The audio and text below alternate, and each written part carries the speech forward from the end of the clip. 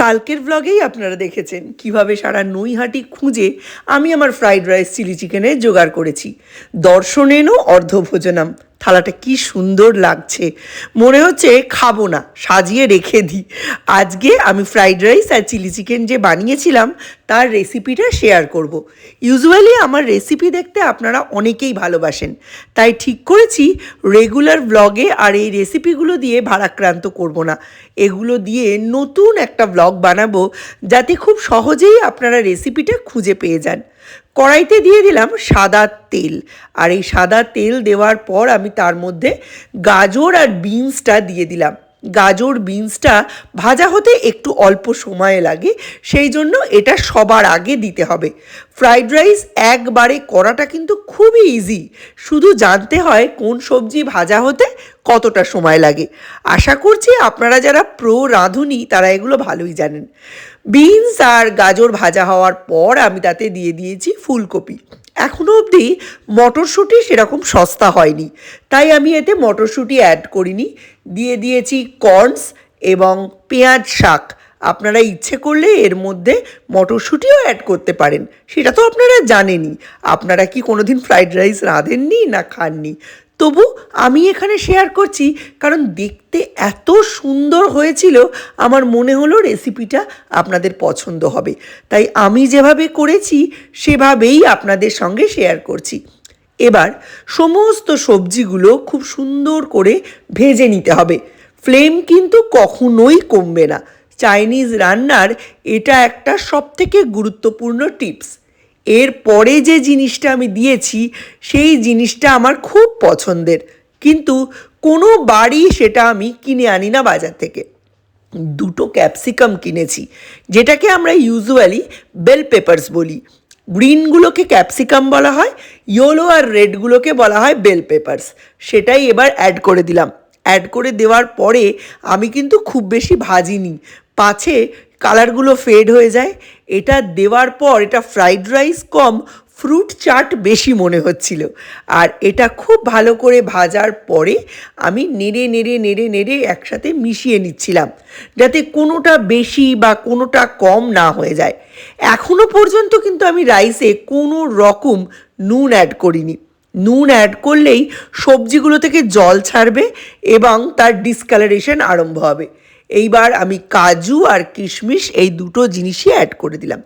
Fried রাইসের থেকে পোলাওতেই আমার কাজু কিশমিশ বেশি ভালো লাগে, কিন্তু আজকে ডিপের জন্য বানাচ্ছি, তাই ডিপ যেরকম ভালোবাসে সেরকমভাবেই আমি কাজু কিশমিশ অ্যাড করেছি একটু বেশি পরিমাণে। আরও একটা জিনিস আমি ভবিষ্যতে এই ফ্রাইড রাইসের মধ্যে অ্যাড করব, যেটা আগে কোনো দিন অ্যাড করিনি। যাই হোক, সেটা তো পরে জানতেই পারবেন।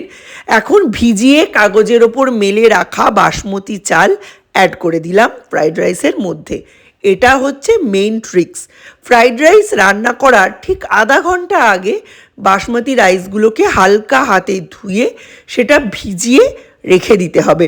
তারপর 30 মিনিট পরে এটা একটা খবরের কাগজের ওপর বিছিয়ে রাখতে হবে বা চ্যাটালো থালার ওপর বিছিয়ে রাখতে হবে, যাতে জলটা সম্পূর্ণরূপে শুকিয়ে যায়।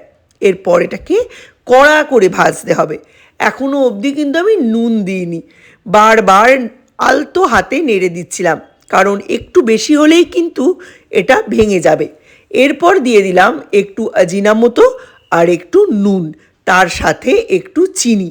আজিনামোতো অন্য কোনো বার আমি রাইসে অ্যাড করি না, কিন্তু এবারে আমি আজিনামোটো রাইসে অ্যাড করেছি এবং তার এত সুফল পেয়েছি সেটা আপনারা কালকের ব্লগে আপাতত দেখেই নিয়েছেন। এরপর যতটা রাইস তার ঠিক ডবল অ্যামাউন্টের জল দিয়ে আর গোলমরিচের গুঁড়ো দিয়ে এটাকে আমি রান্নাটা কমপ্লিট করেছি। সবার শেষে এর মধ্যে দিয়েছি ঘি আর গরম মশলার গুঁড়ো। আপনারা চাইলে সাদা তেলের ওপরেও কিন্তু গোটা গরম মশলা ফোড়নে দিতে পারেন, কিন্তু আমার যেহেতু গোটা গরম মশলা মুখে পড়লে একদমই ভালো লাগে না, প্রচণ্ড বিরক্তি লাগে, তাই আমি দিইনি।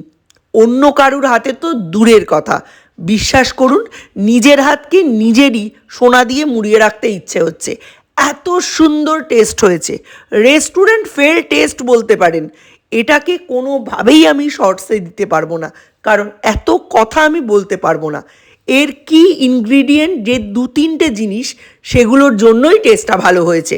নাম্বার 1 জিনামোটো, নাম্বার 2 সুইট কর্ন এবং নাম্বার 3 বেল পেপারস। এই 3টে জিনিসের সঙ্গে যদি আপনার হাতের জাদু মিশে যায়, তাহলে একটা ফ্রাইড রাইস যে কি টেরিফিক সুন্দর হতে পারে বলাই বাহুল্য। চলুন এবার চলে আসি চিলি চিকেনে। এখানে আমি ড্রাই চিলি চিকেন করব এবং এর মধ্যে গ্রেভির পোর্শন থাকবে না।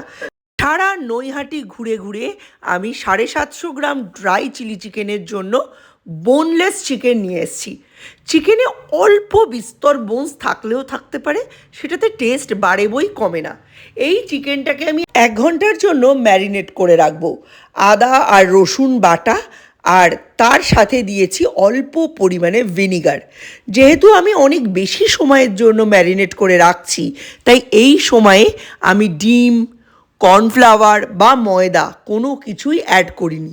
তাতে ব্যাপারটা না একটু কাদা কাদা হয়ে যায়। এই সমস্ত জিনিস যখন আমি ম্যারিনেট করছিলাম, তখন আমি এর মধ্যে কিন্তু আজিনামোটো অ্যাড করেছি। হ্যাঁ, জানি আপনারা অনেকেই বলবেন এমএসজি বা অ্যাজিনামোটো খাওয়া রোজ ভালো না। হ্যাঁ, রোজ ভালো না, কিন্তু 9 মাসে 6 মাসে বছরে 1 দিন 2 দিন খেলে তাতে কিচ্ছু যায় আসে না। এই দেখুন, আধা ঘন্টা 40 মিনিট পরে আমি এর মধ্যে ময়দা আর কর্নফ্লাওয়ার মিশিয়ে দিচ্ছি। এর মধ্যে আমি 1 কাপ কর্নফ্লাওয়ার এবং 1 কাপ ময়দা মিশিয়েছি। এরপর হাত দিয়ে খুব ভালো করে পুরো জিনিসটাকে মিশিয়ে নিতে হবে। বিশ্বাস করুন, হাতের জাদু বোধহয় এটাকেই বলে। গ্লাভস পরে দিলে যেমন ফুচকা ভালো লাগে না, ঠিক তেমনি এইসব মাখামাখির কাজগুলো গ্লাভস পরে কিন্তু একেবারেই হয় না। এই যে হালকা হালকা জলগুলো বেরিয়েছে দেখছেন, এটা কিন্তু জল নয়, এটা হচ্ছে ভিনিগার, যেটা পরবর্তীকালে কর্নফ্লাওয়ার আর ময়দা মেখে একেবারে সলিড হয়ে গিয়েছিল। খুব ভালো করে এটা মিশিয়ে রাখার পরে আমি আস্তে আস্তে বাকি প্রিপারেশনের দিকে মন দিয়েছি। বাকি প্রিপারেশন বলতে কি জানেন তো, একটা কড়াইয়ের মধ্যে খুব ভালো করে সাদা তেল গরম করে নিতে হবে। সাদা তেল ছাড়া কিন্তু এই রান্নাটা হবে না। আর এতে অল্প একটু গোলমরিচের গুঁড়ো আমি দিয়েছি। এই যে সসের ব্যাটারটা তৈরি করছি, এটা দেখে আপনাদের মনে হতে পারে টমেটো সস। না, এখানে কোনো টমেটো সস বা টমেটো পিউরি আমি ব্যবহার করিনি। এটা হচ্ছে red chilli sauce. Green chilli sauce দিয়ে কিন্তু এই কালারটা আসবে না। আমি রেড চিলি সসের সঙ্গে লাইট সয়া সস মিশিয়ে নিয়েছি। এটা কিন্তু ডার্ক সয়া সস নয়, এটা লাইট সয়া সস। তার সাথে মিশিয়েছি ভিনিগার এবং তার সঙ্গে মিশিয়েছি আজিনামোটো। হ্যাঁ, এই 3টে স্টেপেই আপনি দেখতে পাচ্ছেন আমি আজিনামোটো মিশিয়েছি, কারণ এর একটা দারুণ গন্ধ এবং দারুণ টেস্ট আছে। এরপরে যে জলের পোর্শনটা বেরিয়ে এসেছিল চিকেন থেকে চুইয়ে, ভিনিগারের জল, সেটা আমি পুরোটাই এই বাটিটার মধ্যে অ্যাড করে দিয়েছি। এটাই হবে আমার ড্রাই চিলি চিকেনের গ্রেভি। ভুলেও কিন্তু এই স্টেপে নুন ইউজ করবেন না। এখানে আমি এই গ্রেভিটা বানানোর জন্য এর মধ্যে একটু ময়দা আর কর্নফ্লাওয়ারের মিশ্রণও কিন্তু অ্যাড করেছি এবং লাম্পস না থাকা অবধি নেড়ে নেড়ে খুব সুন্দর করে এটা মিশিয়ে নিয়েছি। এই চিলি চিকেনটা একবার করে দেখবেন। যদি আপনার ভালো না লাগে, আপনি আমার কমেন্ট বক্সে এসে আপনার যা ইচ্ছে তাই লিখে যাবেন। এরপর কড়াইতে আমি সাদা তেল নিয়ে নিয়েছি। সাদা তেলের পরিমাণটা অনেকটা বেশি হলে খুব ভালো হয়, কিন্তু আমরা যেহেতু পোড়া তেল খাই না বা ইউজ করা তেল খাই না, আমি খুব অল্প পরিমাণে তেল নিয়েছি। আর তারপর ব্যাচ বাই ব্যাচ এই চিকেন পকোড়াগুলোকে ভেজে নিয়েছি। সত্যি বলতে কি, এই পকোড়াগুলোই খেতে এত সুন্দর হয়েছিল যে আমার কিন্তু আর কোনো কিছুই করতে ইচ্ছে করছিল না। মনেই হচ্ছিল না যে এগুলো দিয়ে আমি রান্না করি। তবে আমার একটা ভুল কি হয়েছে জানেন, আমি ফ্রাইড রাইস করার পর কড়াইটা ধুইনি। খুব তাড়াহুড়োর মাথায় ছিলাম তো, তাই হয়তো একটু পুড়ে গেছিল। কিন্তু চিকেনগুলো একসাথে দেওয়া যাবে না। চিকেনগুলো কিন্তু এরম 5টা 6টা 7টা করে ব্যাচ বাই ব্যাচই ভাজতে হবে। পোড়া তেল বেশি না খাওয়াই ভালো। তাই অল্প তেলে বারবার করে পকোড়াগুলো ভেজে নিতে হবে। এই পকোড়াগুলো আপনি খালি মুখে শীতকালে কফির সঙ্গেও সন্ধেবেলা নিতে পারেন। তাতেও কিন্তু টেস্ট আপনার মন্দ লাগবে না। দারুণ সুন্দর খেতে হয়েছিল। আমি, সৌম্য, সৌর্য, আমরা তিনজনে মিলেই 12 থেকে 15টা পকোড়া খেয়ে নিয়েছি। নইলে হয়তো আরও একটু বেশি চিলি চিকেন তৈরি হতো। এরপর কড়াইটাকে আর ভুল করিনি, সুন্দর করে ধুয়ে অল্প একটু তেল দিয়ে দিয়েছি। এই তেলটা কিন্তু পকোড়া ভাজার তেল, যেটা আমি তুলে রেখেছিলাম। এরপর এতে দিয়েছি একটা গোটা রসুন কোয়া, মানে একটা গোটা রসুনের যতগুলো কোয়া হয় সেগুলোকে খুব মাইনিউটলি আমি চপ করে এর মধ্যে দিয়েছি। এই ব্যাপারটায় কিন্তু কোনো কিপটেমি করলে চলবে না। চিলি চিকেনের সম্পূর্ণ credit goes to 2 or 3 things. First thing is garlic, মানে রসুন। Second thing is Ajinomoto. Third thing is দুটো সসের সিলেকশন, অর্থাৎ লাইট সয়া সস এবং রেড চিলি সসের সিলেকশন। এই দুটো সস যদি না দেন তাহলে আপনাকে কালার ইউজ করতে হবে, সেটাতে রঙটা কিন্তু লালচে হয়ে যাবে, কালচে আসবে না। এরপর এক একটা পেঁয়াজকে 4 ফালি করে দিয়ে আমি পেঁয়াজ আর ক্যাপসিকামটা ভেজে নিচ্ছি। এখানে আমি 8খানা পেঁয়াজ ইউজ করেছি, যেহেতু আমার পেঁয়াজটা ছোট সাইজের ছিল। আর একটা গোটা ক্যাপসিকাম ইউজ করেছি, কারণ সৌম্য ক্যাপসিকাম খায় না। আপনারা ইচ্ছে করলে একটু বেশি ক্যাপসিকাম ইউজ করতে পারেন। এরপরে আমি তৈরি করে রাখা সসটা ওর মধ্যে অ্যাড করে দিয়েছি। চিলি চিকেনে কিন্তু খুব ধীর গতির রান্না নয়, এটা উচ্চ আঁচে খুব স্পিডি একটা রান্না, তাই হাতের কাছে সমস্ত জিনিস জোগাড় করে রাখবেন।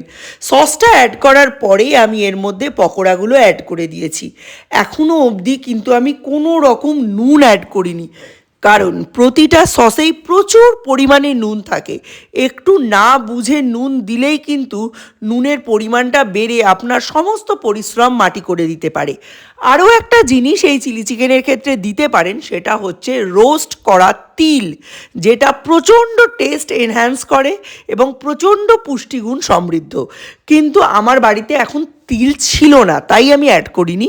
নইলে আমি কিন্তু তিল চিলি চিকেনে অ্যাড করি, বিশেষত গার্নিশিংয়ের সময়।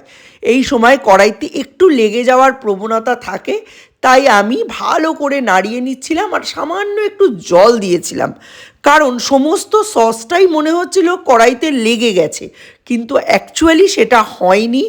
এই স্টেপে এসে আমি অল্প একটু নুন এবং অল্প একটু আজিনামোটো স্প্রিঙ্কল করে দিয়েছি। হ্যাঁ, এই স্টেজেও আমি আজিনামোটো দিয়েছি। তাহলে টোটাল চিলি চিকেনে আমি কিন্তু 3বার আজিনামোটো ইউজ করেছি।